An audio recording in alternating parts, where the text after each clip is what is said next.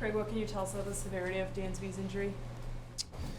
Yeah, we had an MRI this morning. So it's a left oblique strain. It's probably going to be, I think, 4 weeks is our guesstimation right now, or our guess right now, and we'll just go from there. And Dansby's, already ready. He's ready to attack the injury and do whatever he can to, make this go as quick as possible. He has a silver lining, the fact that he's going to be able to come back likely in the most important time of the year. I think, of course, I think we'll get Dansby back. Yeah. I don't know if there's any silver linings to this, but we'll get Dansby back this year. How do you see the middle infield alignment looking like? Obviously. Yeah, it's Nico's going to play short and Pedro's going to play second. And then you're going to see that, a lot. I think Matt Shaw is, nearing rehab. I think if he has a good day today, he's going out and he will play on Wednesday in Iowa. So that's, he's going to beat Dansby back, assuming everything goes well. So that's kind of the next thing happening. But that for now, you're going to see a lot of Pedro and Nico up the middle. Yeah, essentially Owen is a more versatile defender than James, and that led to that decision. Yeah, and first he's got first base in his resume as too, so he basically can play anywhere.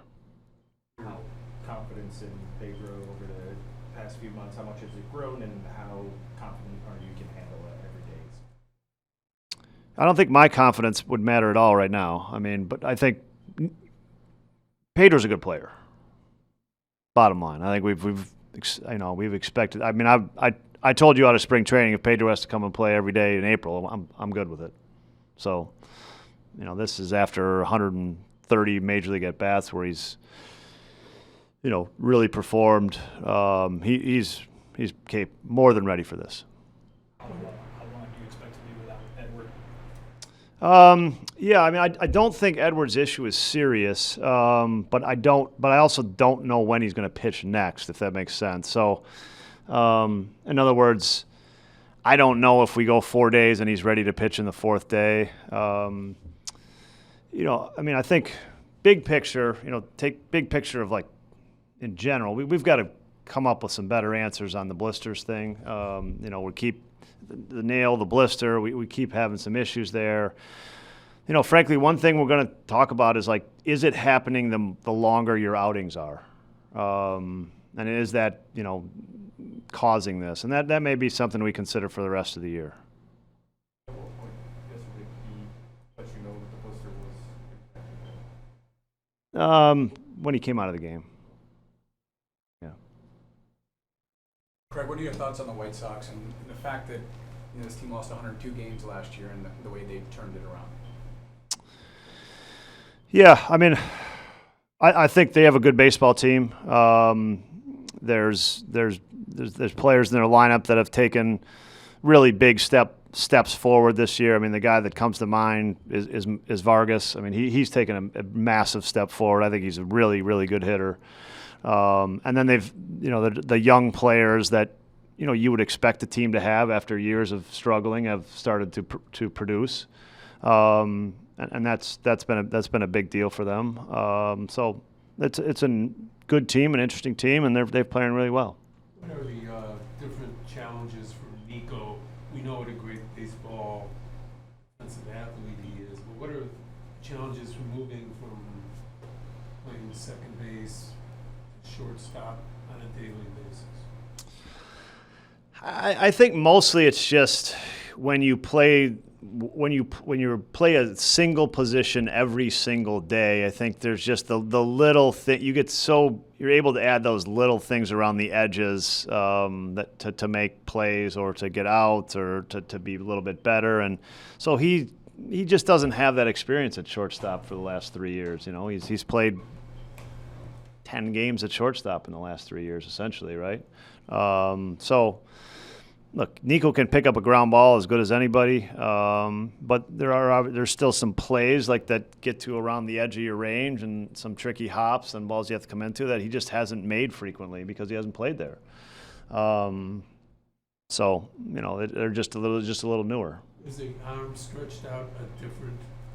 No, I mean Dansby plays a great shortstop without a great throwing arm. Nico's got plenty of arm to play shortstop, and Nico's put up a great shortstop season. So that's another thing that obviously makes you feel really good about it.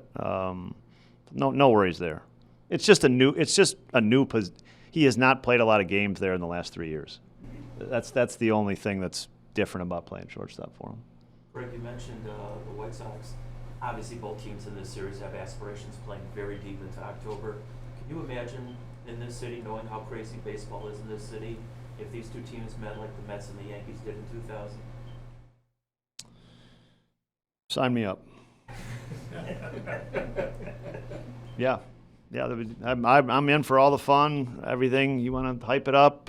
I'm in for all of it. Yep, we both. I'm sure Will and I are both in right now. Both in.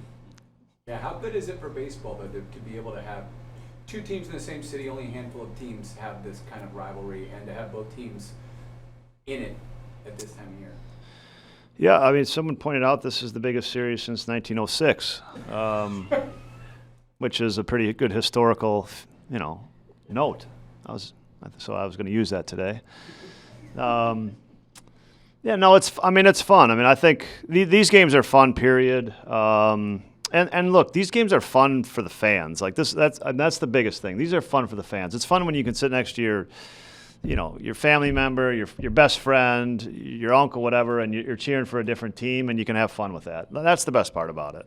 And that's, I think, who gets rewarded in these games more than anybody is the fans. So it's almost like a series for the fans, and I hope I hope we put on a good show for them. When you played them the first time, was there something that stood out to you about how they played right away? I mean, is there Vargas is a really good, dangerous hitter, and Murakami likes to hit home runs. Taylor's got great stuff. They got good players. So you'll Cabrera going IL, you guys have a plan for Nothing. We'll get through. Eventually, we'll have to get there, but my operating mode there. Nothing yet. Is there any reason wouldn't be David Peterson somewhere in there, or do you have other options? We will play the games and see what that leads us to. Yeah. Pitchers in there, they rate the defense, the communication, the environment, had a lot of success stories. When you look at Cabrera, why hasn't it clicked? This was a guy the front office wanted to trade for years, and it just hasn't been. Yeah, I mean, I think, it hasn't clicked. I think you're right. You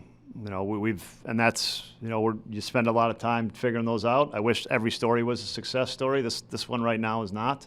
And we're certainly, we're going to keep working on trying to find answers there and trying to find solutions. I know it's something that's important, very important. But yeah, I mean, I wish I could tell you every story is a success story, but we haven't done it here.